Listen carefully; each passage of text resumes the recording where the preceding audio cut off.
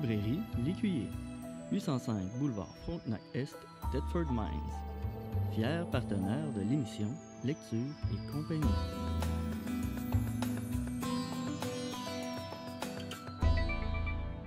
Bonjour, nous vous présentons à l'émission Lecture et compagnie un éditeur de la région qui va nous expliquer sa maison d'édition, comment ça fonctionne. Donc cette semaine, au lieu de parler d'un auteur ou d'un livre en particulier, c'est ce que nous allons faire, parler d'une maison d'édition et comprendre ce qui précède le livre qu'on a entre les mains. Je vous présente M. Philippe Boite qui est éditeur, qui s'occupe de la maison d'édition, le Dreglan. C'est bien ça? Bonjour, oui, c'est bien ça. Oui. Bon, bonjour. On aimerait, comme lecteur, savoir comment fonctionne une maison d'édition, comment la vôtre a commencé. On va y aller lentement. D'abord, depuis quand votre maison d'édition existe? Voilà, donc elle a été officiellement créée en février 2013. OK. Et donc l'origine de la maison d'édition, c'était donc ma conjointe Sonia Nollet, qui écrit sous le nom de Plume Delphiane, qui avait déjà écrit des livres qui étaient publiés dans une maison d'édition française. Okay. Et la maison d'édition ne lui convenait pas très bien, répondait pas très bien à ses demandes. Il y avait un problème de distribution au Québec. Donc tous ces problèmes-là ont fait qu'elle a voulu, au début, s'auto-publier. Ça doit être difficile de s'auto-publier. Oui, ben, au départ, quand on part de rien, c'est pas facile. C'est ça, oui. Donc la toute première chose qu'on a faite, c'est qu'elle avait écrit une trilogie, les 2 premiers tomes étaient publiés, et le 3e, on avait le fichier PDF avec tout le texte prêt à imprimer. Il n'était pas encore imprimé. Donc on a récupéré ce fichier PDF-là et on a regardé avec un imprimeur s'il pouvait nous l'imprimer. Donc on y est arrivé. Et là on a dit, on peut faire une maison d'édition, on sait ce qu'il faut faire pour éditer un livre. Bon, on ne s'imaginait pas tout ce qu'il y avait derrière, bien sûr. J'imagine, oui, c'est parce qu'il doit survenir bien des problèmes en cours de route qu'on n'a pas imaginé, auxquels on n'a pas pensé. C'est un métier qu'on apprend quand on n'a jamais travaillé dans ce domaine-là. On ne se rend pas du tout compte de ce que c'est. Donc, on a commencé comme ça. On a créé ma femme a créé la société, la maison d'édition, okay. Et puis on a commencé à travailler. Au début, on a juste donc publié ce livre-là à compte d'auteur. Est-ce qu'entre la décision de publier le livre puis le temps où il a été publié, est-ce que ça a été long? On a créé la maison d'édition en se disant, la maison est faite, on verra bien quand est-ce qu'on publiera. Puis il s'est passé quelque chose, il y a Mark Hamilton, je suppose que vous connaissez, le chanteur québécois qui a eu beaucoup de succès dans les années 70. Il avait publié une autobiographie il y a une dizaine d'années et il n'était pas très satisfait du texte de la biographie. Il est par hasard tombé sur un des livres de Sonia dans une bibliothèque. Il l'a lu et il a trouvé qu'elle avait un beau style, qu'elle écrivait bien.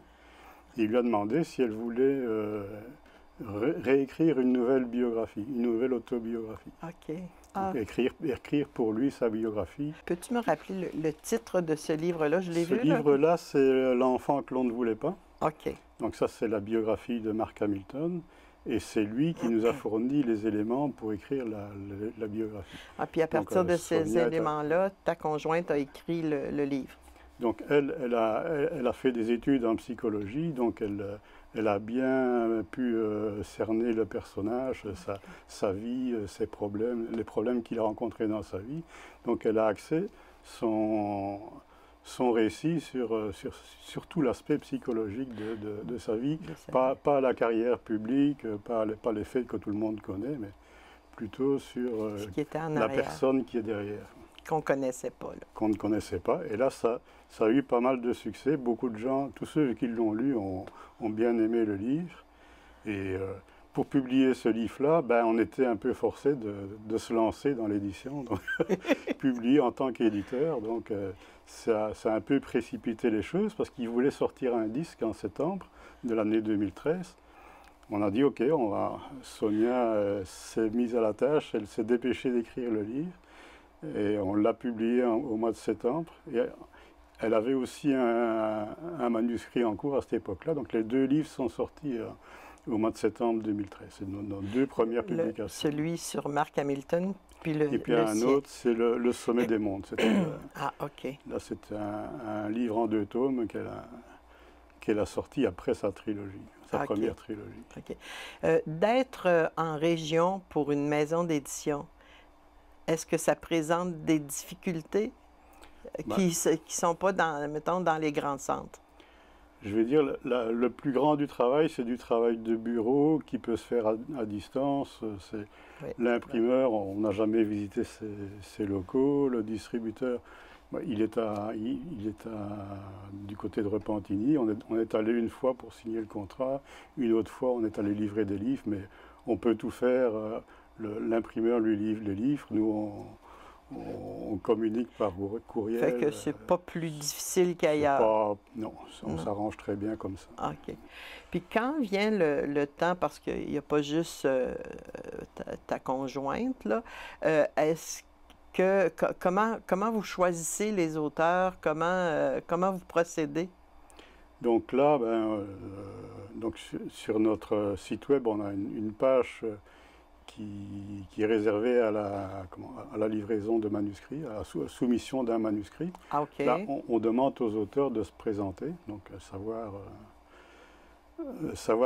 bien regarder sur notre site web quel genre de publication on fait. On ne publie pas tous les thèmes, on n'est pas généraliste. Quel thème, justement, vous publiez? Donc là, on est principalement orienté roman fantastique, roman contemporain. Et on a quelques biographies, puisqu'on a publié celui sur Mark Hamilton. Mark Hamilton. Il y a d'autres personnes connues qui ont publié aussi des biographies. En ayant vu le livre de Mark Hamilton, ça leur a donné l'idée de venir se présenter chez nous.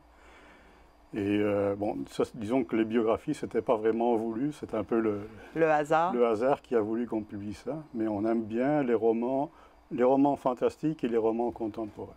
OK. Donc là, ce qu'on fait, c'est que on les lit. On a un comité de lecture et il faut que ça accroche très rapidement. Il faut qu'on soit convaincu. Est-ce que vous êtes plusieurs personnes dans le comité de lecture? Il y a Sonia et moi, et puis éventuellement d'autres personnes qui lisent. Est-ce que ça prend l'unanimité des gens pour choisir un auteur que vous ne connaissez pas, par exemple? Oui, il faut qu'on soit tous convaincus. OK, parce que sans ça, ça accroche pas. Il faut qu'on soit convaincu que le livre est agréable à lire, qu'on aime le livre. Il faut aussi qu'on soit convaincu qu'il y a un public, parce qu'il y a des sujets qui n'intéressent personne, même si moi je pourrais aimer un livre et puis que ça n'intéresserait personne dans la région où on publie. Le but, c'est de vendre des livres. Il faut qu'on rentabilise aussi, bien sûr. Puis, quand vient le temps de faire la distribution, c'est pas vous autres qui faites ça, là, c'est où vous avez un contrat, là. Je veux dire, quand vient le temps d'envoyer les livres dans les librairies et tout ça, là. Oui, donc là, on a un distributeur qui distribue livres. OK. Qui lui-même, c'était une maison d'édition qui a eu aussi des déboires avec des distributeurs. Il y a eu quelques distributeurs sur le marché québécois qui ont fait faillite ou qui ont abandonné leurs éditeurs. Donc, ils ont décidé de se distribuer eux-mêmes, de faire une maison, une société de distribution. Vous êtes associé avec eux? On est associé avec eux, on a signé un contrat avec eux. Donc il y a plusieurs maisons d'édition qui sont distribuées par ce distributeur-là. Ah, OK. Voilà, il a bien établi ses bases avec toutes les grandes librairies du Québec. Donc, OK. Ça fait qu'il distribue plusieurs il distribue maisons. dans les Renaud-Bré, dans toutes les grandes librairies. OK. Est-ce que vous considérez que c'est un milieu difficile ou dans l'ensemble, là, vous deux, là, ta conjointe et toi, là, vous trouvez ça intéressant? C'est un travail très intéressant, mais qui est difficile. Ça doit. C'est très difficile de se faire connaître, c'est ça. Faire connaître nos auteurs, faire connaître nos publications. Parce que dans le fond, ça fait pas longtemps, ça fait 6 ans. C'est pas long, probablement. Donc là, on a progressivement, on a réussi à se faire connaître des librairies, de pouvoir faire des séances de signature, d'aller sur les salons du livre, mais c'est très compliqué. Ça coûte de l'argent aussi, bien sûr. Pour aller dans les salons du livre. Pour louer des stands, les stands. etc. Puis pour toute l'impression coûte extrêmement cher. Ben oui. Je reviens au début. Le nom, le Dreglan, ça vient d'où? Alors pourquoi ce choix-là? C'est un personnage mythique du 3e tome de la trilogie d'Elfian. Donc, c'est une bête qui est basée sur un aigle, un dragon et un aigle. Donc, des rats et aigles. Et la désinence AAN, la terminaison AAN, c'est du gaélique irlandais. Parce que l'histoire se passe à cheval entre l'Irlande et le Québec, et aussi à travers les siècles, entre le 6e siècle et l'époque contemporaine. Donc c'est un roman fantastique, hein, celui-là. Fait que même le nom de votre maison d'édition, c'est une histoire. Voilà, c'était basé là-dessus. Au début, la maison d'édition était uniquement pour les publications de Delphian. Donc, OK. Mais bon, ça ne nous a pas posé de problème de continuer avec ce nom-là. Ben non, mais c'est parce que au début, tu n'es même pas certain de le prononcer correctement. C'est un nom original. Tout le monde nous demande d'où ça vient, mais bon, l'explication, elle vient de là. Bon, maintenant, as-tu autre chose à dire concernant la maison d'édition? Je peux maintenant expliquer quelles sont les étapes quand on oui, j'aimerais produit beaucoup. un livre. Oui, OK. Donc la première étape, une fois qu'on a signé le contrat avec l'auteur, on fait une première phase de correction du texte. Ben oui. Donc on fait ça en 2 phases. Sonia et moi, on travaille tous les deux sur le sujet. On fait une correction orthographique. On regarde la cohérence des phrases, si les phrases sont faciles à comprendre, s'il n'y a pas des incohérences dans l'histoire. Sonia, en tant qu'écrivaine elle-même, elle repère très facilement les défauts d'un texte. Si dans un chapitre, on a dit que la personne s'appelait d'une telle façon et que dans un autre, c'est plus le même nom, elle le voit très bien. Est-ce que ça arrive, des choses comme oui, ça? Ça arrive. Il y a des gens qui ne se rendent pas compte en écrivant, qui se mélangent un peu les pinceaux dans leur histoire. Et donc ça, elle les repère très facilement. Et après, on a aussi un logiciel, un Antidote. On utilise Antidote pour corriger de façon automatique les fautes de français, les fautes d'orthographe. OK. Et on refait encore une relecture manuelle tout à la fin. Et l'auteur, bien sûr, accepte ou n'accepte pas nos demandes de correction, hein, parce qu'il y a parfois... vous devez lui soumettre vos demandes? On soumet toutes nos demandes de correction. C'est toujours l'auteur qui décide à la fin. C'est un processus qui est long? C'est assez long, oui. Ouais. Mais la plupart du temps, les auteurs acceptent nos corrections parce qu'on ne propose pas n'importe quoi. En général, c'est pour améliorer. Hein? En général, quand c'est une faute d'orthographe, il faut la corriger, c'est sûr. C'est sûr. Et quand c'est une phrase qui n'est pas compréhensible, l'auteur, des fois, il cherche. On lui suggère des corrections et bon, s'il trouve que c'est meilleur que son texte, il l'accepte.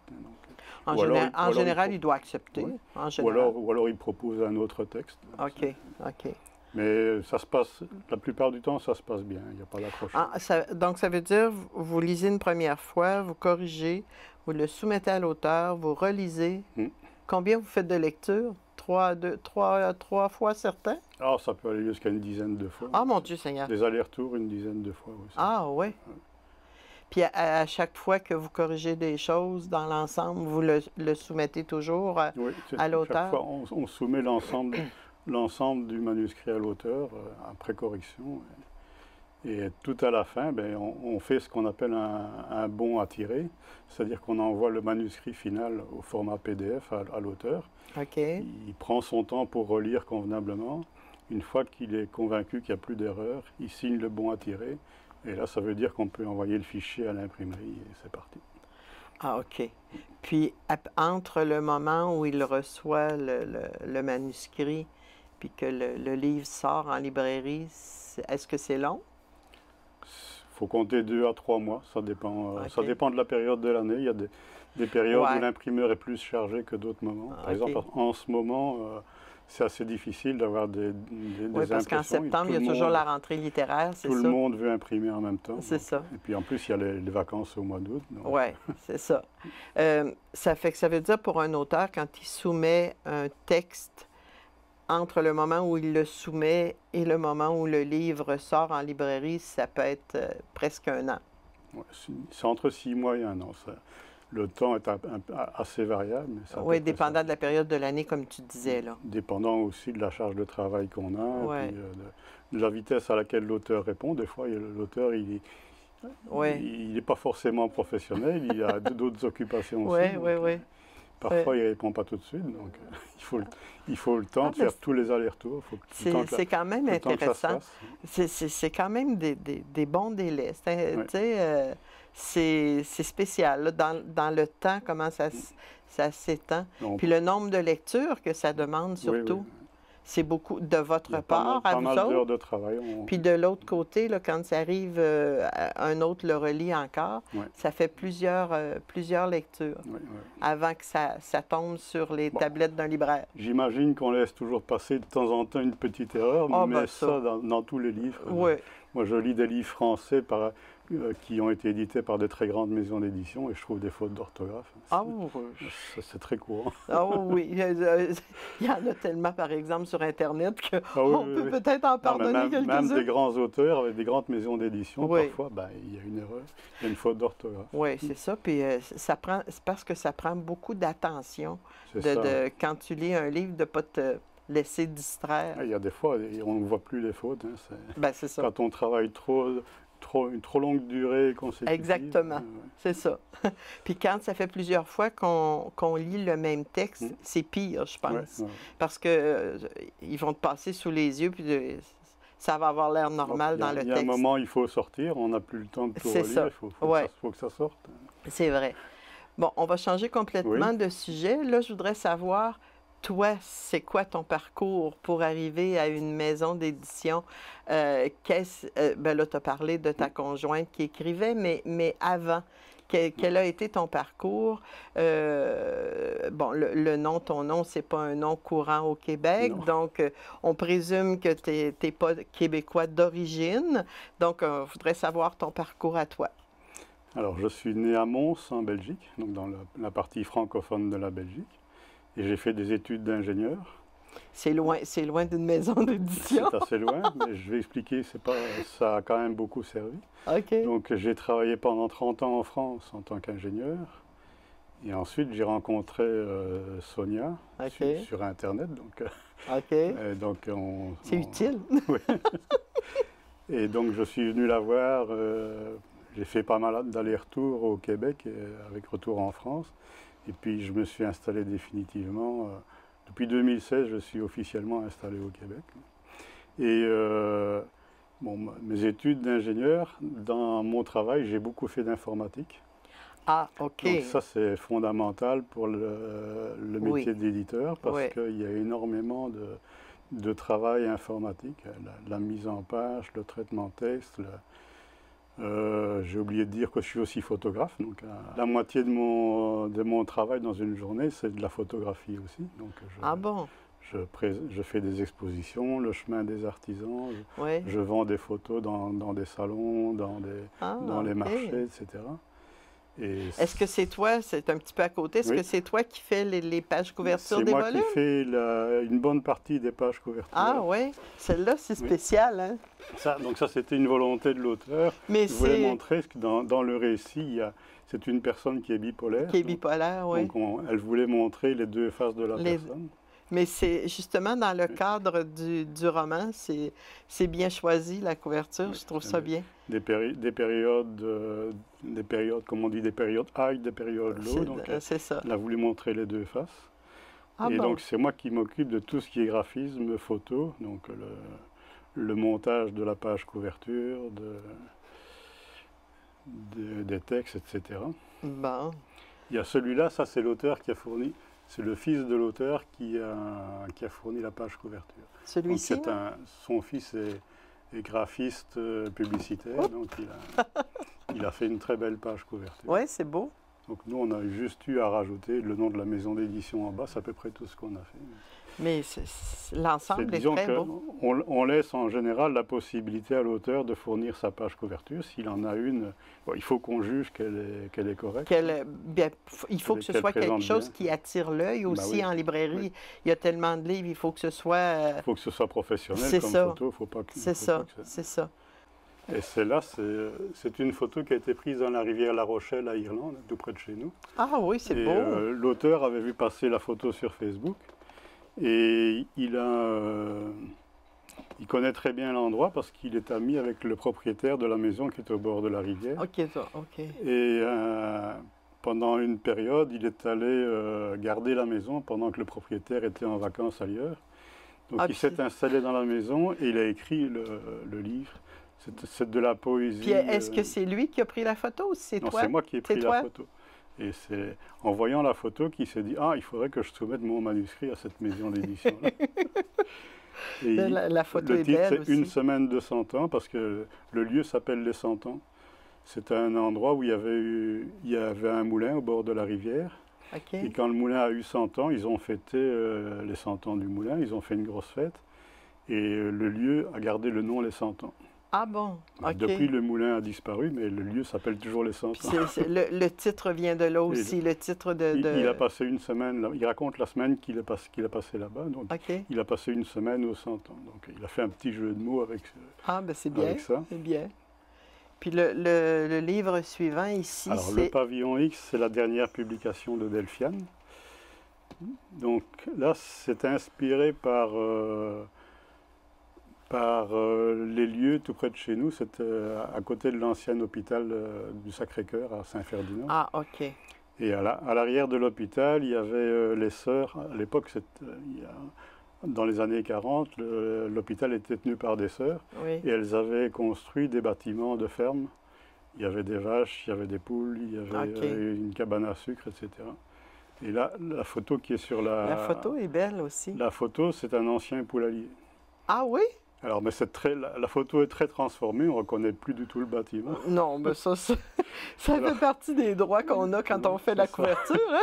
L'imagination de Delphiane, c'est que l'histoire se passe dans ce bâtiment-là, qui est supposé être un poulailler. En fait, on se rend compte quand on rentre dedans que c'est un hôpital psychiatrique, un ancien hôpital psychiatrique. Et qu'il y a quelqu'un qui est un peu malade dans le bâtiment. Bon, ben, c'est très, très intéressant.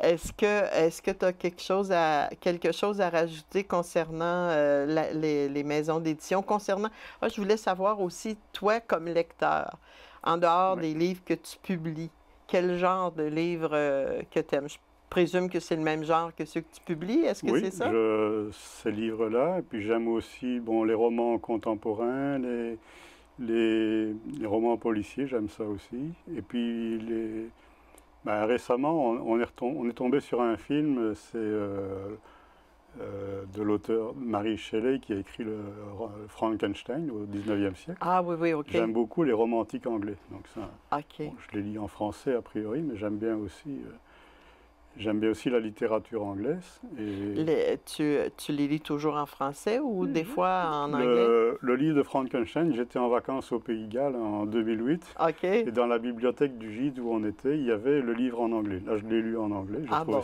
J'ai trouvé ça admirable en anglais, même si c'est difficile à lire en anglais. C'est plus difficile quand c'est pas notre langue. C'est une période de la littérature que j'aime bien, les romantiques. Hein, donc, fait que dans le fond, ce que tu publies, c'est un peu aussi le genre que tu aimes. C'est un peu normal. J'aime bien quand les histoires sont romantiques. Le fantastique aussi, j'aime bien aussi. Et j'aime bien aussi le style de ce livre-là. Ce sont des romans très contemporains. Ça se passe vraiment au Québec, au Mexique. Dans des endroits. Dans des hôpitaux, etc. C'est très, très contemporain. Il y a énormément d'action dans ce livre-là. Bon, ben, on te remercie beaucoup de nous avoir montré une autre facette des livres, probablement qu'on ne connaissait très peu. Et puis, c'est intéressant de voir une maison d'édition qui est établie dans la région et qui publie à partir de la région. Internet sert à toutes les sauces, sert à ça aussi. Donc, c'est très agréable. Je te remercie de t'être présenté. Lors de la prochaine émission, on va rencontrer Delphiane qui va nous parler de ses livres. Merci et à la semaine prochaine.